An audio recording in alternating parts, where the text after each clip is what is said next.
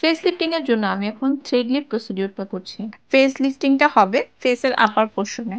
So আমি এই এরিয়াতে ফেস লিফটিং করব এবং এখানে মার্কিং করে নিয়েছি।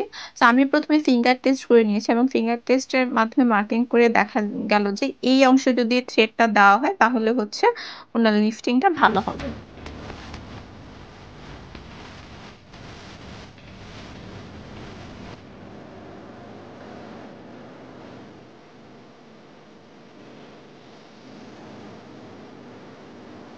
হুম, এই পাশে থ্রেড লিফট করা হয়েছে। দেখেন এই পাশটা কতটা লিফটেড এবং কতটা টানটান।